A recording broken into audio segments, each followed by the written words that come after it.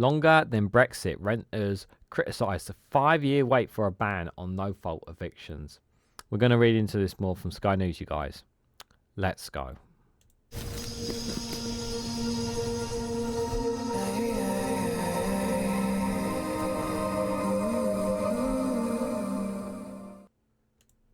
Good morning, good afternoon, good evening, wherever you are in the world. This is Reganelite here with an article from Sky News with the headline of Longer Than Brexit, Renters Criticise the 5-year wait for a ban on no-fault evictions. Campaigners have criticised the government on the 5th anniversary of a pledge to ban no-fault evictions, which housing charities said they have fueled a rise in homelessness. Guys, while you're here, make sure you hit the like button and share this across social media so others are notified of this video. Longer than Brexit. Wow. Longer than Brexit. Like, not wow as in, oh my God. I mean, wow as in, how bloody shameful is that, guys? It is so shameful that we still are waiting for this no-fault evictions ban to come into place. And it still has not happened. Still has not happened. So many people have been kicked out of their homes because of this. And it's despicable. Landlords just have too much power, too much influence, and even that, even worse, is that a lot of them are conservatives as well. It's just unfair in every way, shape, or form. I'm sorry for the landlords out there who think who think that this is wrong, but you guys, far too many landlords are taking advantage of renters. Far too many of them. They're taking advantage of them. They're racking up the prices. They are literally milking people for every single penny that they have so they can make a profit for themselves. There are far too many of them out there. And renters need more rights, and they're not getting enough of them. They haven't had enough of them for a long, long time. I've been fortunate when I was renting that both the landlords I worked with, that both were under, were not somebody greedy people who racked up huge amounts of money at my expenses, thank God, because if they did, that would have been really bad. But for those out there, but for other people, most people have been bad experiences. I know some have had good experiences, but you hear obviously more bad experiences than good experiences. But when you hear some of the justifications from landlords who try to justify what they do, for me, at the end of the day, they're like any other business. They're trying to make money, trying to make profit off it.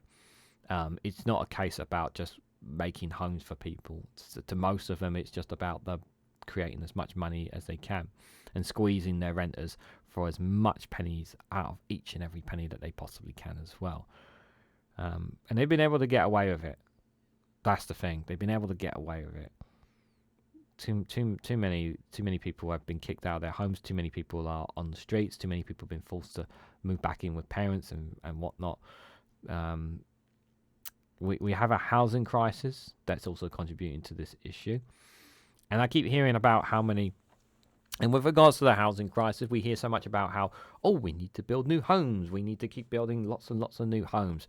Well, what about all the banged up homes that we have around the country? How about all the ones that don't have any insulation? How about the homes that are already derelict and falling apart? Why are we not doing something about them? Either we reinvigorate them or we knock them down and build new ones. We've got so many houses all across England that are just waiting to be refurbished or knocked down to build up new homes. We've got so many of them. We've got so many homes that still don't have insulation in. We think of how many homes we're going to have with solar panels on. Like, I know I'm going off topic, but still, there are so many opportunities to fix the housing crisis. So many ways that we can do this, and the Conservatives have not done anything about it. And this has also contributed to the renting prices as well as Liz Truss and her crashing the economy as well. So the government has been accused of betraying renters on the 5th anniversary of a failed promise to ban no-fault evictions, as figures suggest that over 80 households have been put at risk of homelessness since then. 80,000 people could find themselves on the streets. How is this helping the economy? How is people being forced on the streets? Yeah, being completely destroyed of all their income. How is this helping the economy, growing the economy sort of thing? The former Conservative Prime Minister Theresa May made the pledge to scrap Section 21 S21 notices on the 5th of April 2019, also in her successor Boris Johnson's manifesto. But last month, the government announced an indefinite delay to the plan to ban them pending court reforms. This is complete nonsense, by the way. A Section 21 order allows landlords to evict tenants with just 2 months' notice without providing legal reason for doing so. 2 months' notice. That's nowhere near enough time for people. Housing campaigners say they are major contributing factors to rising homelessness. Analysts of government data by the Renters Reform Coalition, the RRC, found that since the promise to ban S21 was made, at least 84,000 private renting households have claimed homelessness prevention support after being issued with the notice. Campaigners believe that the true number of no-fault evictions served will be much higher, as the data only captures those who claim council support. Yeah, so that's only those who know about the council support. Some people don't know nothing about it and just find themselves on the street just like that. So not everyone is aware of it. Tom Darling, campaign manager at the RIC, said it is absurd that the government have now officially taken 5 years to deliver these basic reforms. That's longer than Brexit took. He said S21s have led to real human suffering and damage, but there could be millions of other renters who have been evicted but haven't ended up calling their local authority. Yeah, the numbers are going to be likely a lot higher because, again, not everyone's going to notice. And some people, it's affected them. We're not even talking about the mental help about this as well as the financial constraints that these people have suffered as a result of being evicted as well. Revenge eviction. Tom Cliff at 34 was issued with Section 21 last July after complaining for 18 months about disrepair to his property in Earling, West London, while he was paying £1,000 a month in rent and bills. He believed that it was a revenge eviction as his 4 other housemates were not served the notice. He was not given a reason as to why he received one. Tom, who works in the film industry, spent months and upwards of £2,000 trying to fight the eviction, but has given up everything as weighed about the landlord's favour. It's been a huge turmoil, he told Sky News. I have made a home here for 6 years. I've taken so much care to treat the property well, and I've always paid my rent on time. To be turfed out by a landlord on a whim when you're in your 30s is so hard to buy, it's really upsetting. Tom now faces paying up to 50% more in rent in his new property he is due to move into, amid a renting crisis that has seen the average rent soar by 9%. It all just feels a bit corrupt, the fact that so many MPs are landlords. It seems fairly obvious that this is influencing the S21 delays, Tom said. It does feel that way. It really does feel that way, guys. Gove said, Gove sold renters down the river. Yeah, he did. Housing Secretary Michael Gove pledged to ban the S21 through the long-delayed Renters Reform Bill, which was introduced to Parliament in May, has seen one of the once-in-a-generation shake-up of renters' rights. But last month he was accused of selling renters down the river and conceded to the landlord's lobby after it was announced that the power to issue them would remain in place until an assessment had been made to see if the courts could handle the change. Some MPs have warned getting rid of no-fault evictions will increase pressure on the courts, as landlords will need to go through a legal process to regain possession of their properties when they have legitimate grounds to do so. Other changes to the bill include an amendment to prevent tenants ending contracts in a tenancy first 6 months. Originally, the bill proposed would allow renters to end a tenancy only within 2 months' notice at that point. It should be at least 6 months. It should be at least 6 months. And tenants should be given at least 6 months. For me, it should be given at least 6 months' notice if they're being evicted. Give them lots of time to find a new property as well. Campaigners have warned that this will trap renters in unsafe and falsely advertised tenancies, benefiting rogue landlords as well as risking harm to victims and domestic violence. The RRC wants to see the bill strengthened to include an increase in eviction notice period from 2 to 4 months. So they say 4 months to give renters enough time to find suitable places to live. I think 6 months would be more preferable, but maybe some of you may disagree. But people should be given enough time.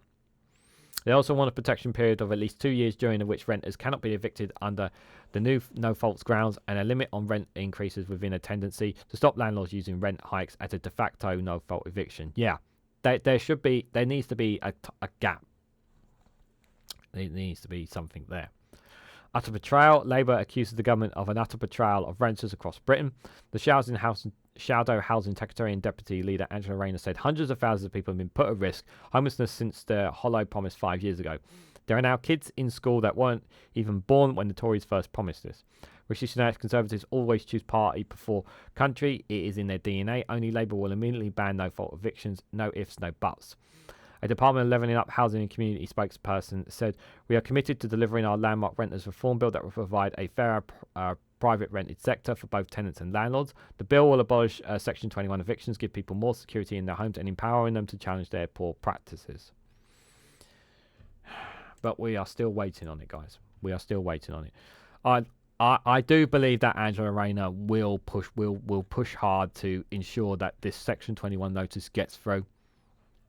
And I do believe that I do believe that she generally cares and knows the struggles that people are going on from her own experiences as well. So I do think, in terms of this, from Labour perspective, I do think it will help. But it doesn't change the fact that the Conservatives have kind of staunched out, lied on their manifesto, promising to do this, and they haven't. They've literally not done this. They've broken this promise, guys.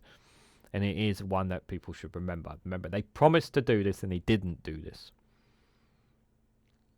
And so many people have suffered as a result of this. So many people who are paying insane amount of money to these landlords in these homes. Some of them in utterly terrible conditions. And they're doing F all about it. F all about it. They really are. And if you shout and scream too much at your landlords, they'll just kick you out. Just like that, with no support whatsoever. And it's like you're not given any chance, any notice, nothing whatsoever. And if you don't have family, friends, and connections and whatnot, you really are in deep trouble. And it's those people I really feel for, who are working and grinding so hard, and only to be kicked out on their curb by landlords at such short notice. It's really cruel. It really is cruel, guys. So what do you guys make of this story? 5-year wait for the ban. We're still waiting on it. Whose general fault is this? Is this just on the Conservatives? Is it landlords just being harsh? Is it political influence? Why is this still happening? Why are people still suffering? Let me know your thoughts about all this and more in the comment section down below. If you found this video informative, please hit the like button. It'd be greatly appreciated. Share it across social media so others are notified of this video. And subscribe, because it really does help support the channel. And if you want to go one step further and financially support me in the work I do here, you can do so by becoming a YouTube member for as little as 99p, or join me on Rumble or Patreon for exclusive content there as well. Thank you all so much for watching, and I hope to catch you all very, very soon.